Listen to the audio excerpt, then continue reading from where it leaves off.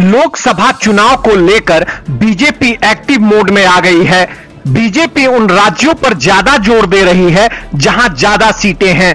खास तौर पर बीजेपी का फोकस बिहार पर सबसे ज्यादा है। बीते दिनों पीएम मोदी की अगुवाई में एनडीए घटक दलों की बैठक हुई थी। बैठक में भी बिहार की सभी 40 सीटों पर जीत की रणनीति को लेकर चर्चा की गई थी। उसके बाद बिहार बीजेपी इकाई में भी इस पर बैठक कर इलेक्शन प्लान तैयार करने की योजना पर बात हुई। बीजेपी ने बिहार की 10 लोकसभा सीटों को चिन्हित कर उसे रेड जोन में रखा है। मीडिया रिपोर्ट के मुताबिक इन क्षेत्रों पर पार्टी अलग तैयारी करने में जुटी है। बताया जा रहा है कि बीजेपी की केंद्रीय टीम ने बिहार में किशनगंज, वैशाली, पूर्णिया, नवादा, वाल्मीकि नगर, कटिहार, गया, सुपौल, झंझारपुर और मुंगेर लोकसभा निर्वाचन क्षेत्रों के लिए राज्य इकाई को अलग प्लान तैयार करने के निर्देश दिए हैं। इसको लेकर एक बैठक भी हुई है। बता दें कि 2019 लोकसभा चुनाव में बीजेपी की नेतृत्व वाली एनडीए में नीतीश कुमार की जेडीयू पार्टी शामिल थी। उस चुनाव में बिहार की 40 सीटों में से 39 पर एनडीए को जीत मिला था।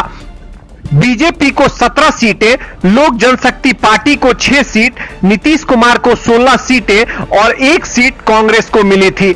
जबकि इस बार नीतीश के इंडिया गठबंधन में जाने को लेकर बीजेपी इन 10 सीटों पर खास नजर रख रही है।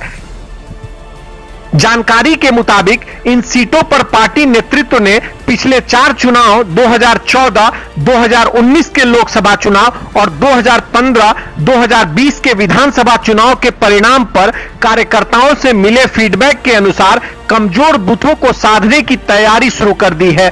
पार्टी के लक्ष्य के हिसाब से कमजोर बूथों पर शीर्ष नेतृत्व का मार्गदर्शन मिलेगा। बीजेपी की चुनावी रणनीति से संबंधित सूक्ष्म प्रबंधन का अंदाजा इसी से लगाया जा सकता है कि जातिगत समीकरण को ध्यान में रखते हुए लोकसभा प्रभारी और संयोजक से लेकर शक्ति केंद्र और बूथ प्रभारी बनाए गए हैं। इधर खबर है कि महागठबंधन भी बिहार की सभी 40 सीटों पर यह तय कर लिया है कि किसके कितने उम्मीदवार होंगे।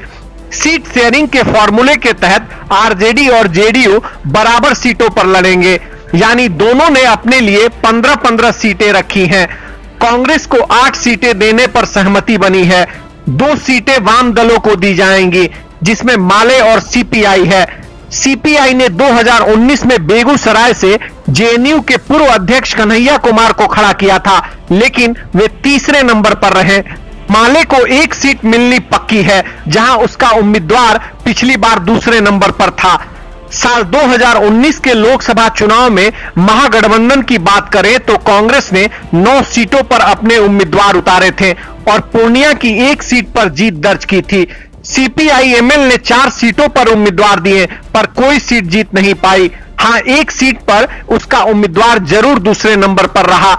आरजेडी की अगुवाई वाले महागठबंधन में 20 पर आरजेडी, 9 पर कांग्रेस, 5 पर उपेंद्र कुशवाहा की तत्कालीन आरएलएसपी, 3 पर जीतन राम मांझी की पार्टी हम और 3 सीटों पर वीआईपी के उम्मीदवार थे।